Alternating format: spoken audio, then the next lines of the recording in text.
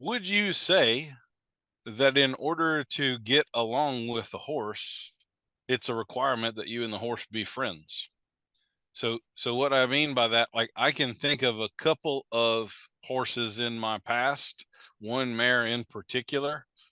She's one of the more successful horses that I ever started. She went into the six figures and I hated her. Like she was a bitch. There was nothing about this horse. I would describe it this way. We could work together fine, but I wouldn't want to have a beer with her after work. You know what I mean? It was very much a workmanlike, but an incredibly successful working relationship. One of the sort of personal examples that I get about that. Are you familiar with the show Mythbusters?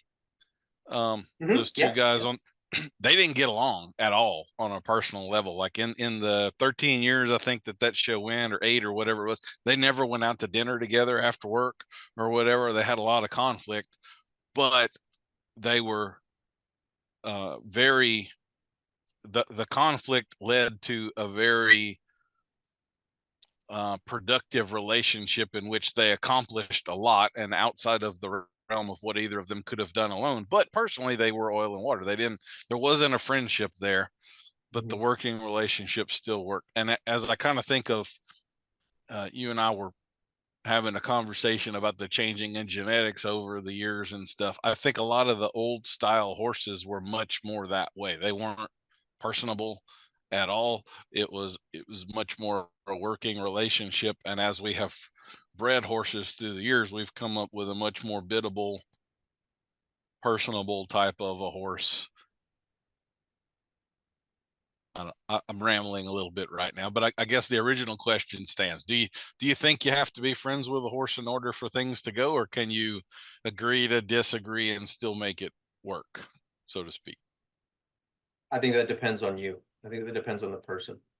Um, Going back to the older horses being more biddable and less personable, I think that also comes down to how we were as people and how we were interacting with them. I think that there's a large portion of that comes into play with that. Have I had horses that I haven't particularly liked as friends over my career? I mean, yeah, absolutely. That doesn't change how we work with them. You know, you don't have to be best friends with your students if you're a teacher, right? Your job is to teach them, not to be friends with them. But that doesn't mean that you can't have both, right? Which I think is important.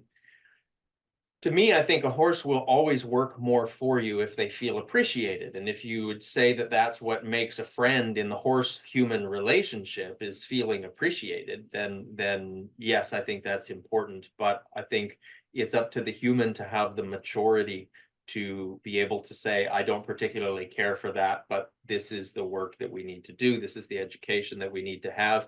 If you're the type of person where not being friends with your horse changes your responses to the horse, then I think you need a different horse, right? I think if you can set that to the side and be completely professional uh, in that relationship, right? If you can be the kind of person that your horse needs you to be, regardless of how you feel in that moment, then I think that's perfectly fine. Uh, I think a lot of people want to be friends with their horse. And I want to be friends with my horses. I want to be friends with all the horses that I come across, even in clinics and things like that. I think that, that's my personality coming out in there.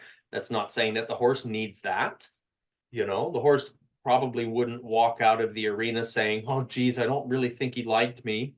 Uh, because even if I didn't, that horse wouldn't know any different because I wouldn't be treating them any differently. There would still be the utmost respect to them. And I think that's where we get into trouble. I think when it comes to the idea of becoming friends with our horse, I think sometimes we're blurring the lines of how respectful are we going to be of our horse.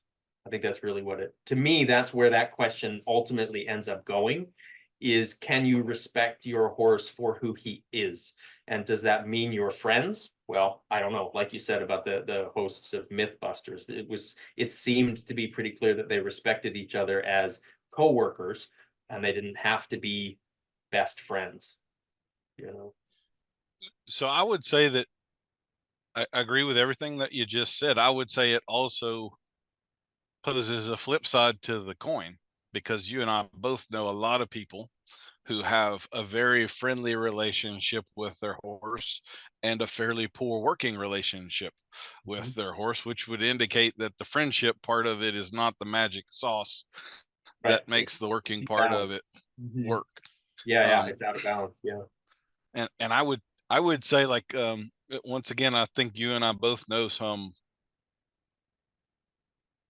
well known, and just to give the devil his due, high level horse people who aren't very good people, and yet still manage to be able to be fair in the moment with the horse, or wouldn't get the higher level results that they do seem to consistently get. That's one of those things that really always befuddles me when I meet some of those personality types, and to meet the person, I would judge them as can't be very good with a horse, Mm. and yet somehow or other, when they get out there, they put their personality, what I would consider their personality flaws, aside and still make it work.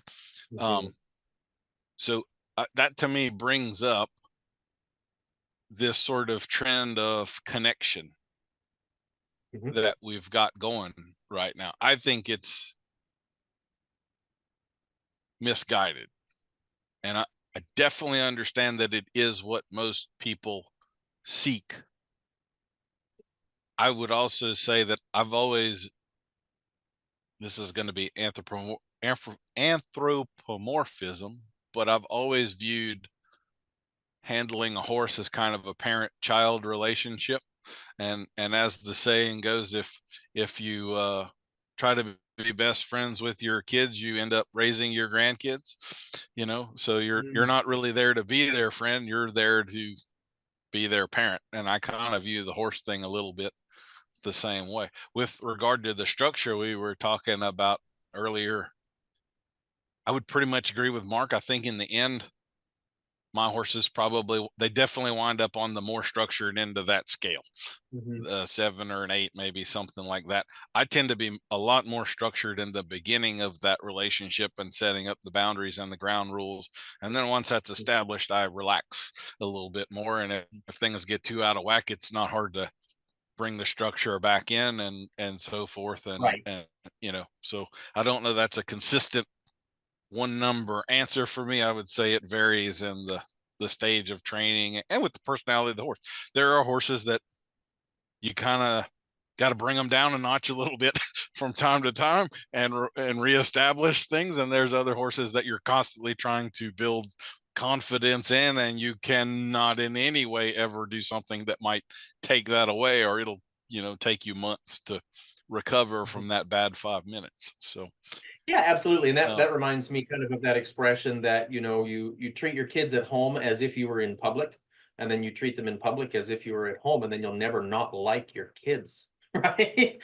Like the idea of and to your point with that, there's some horses that come in where I'm like, "Woof, okay, look, like structure. Here we go. We got to have this because it's obvious that, 5-year-old Johnny is running around spitting on the other adults at the playground. You know what I mean? Like we missed the rules, we missed basic manners, and I kind of think of it that way as like when you're talking about the horse that comes in to start with, setting that structure. It's like, here's basic manners, and within basic manners there's a lot of freedom.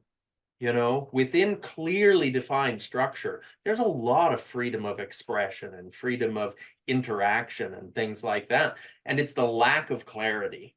And I think that's maybe speaking a bit to what you were talking about, where there's a focus on friendship before there's a focus on structure. I think that's just a lack of clarity. And I think that that's not fair to the horse. You see a lot of horses that show, uh, stressful behaviors, uh, as a result of not having that clarity.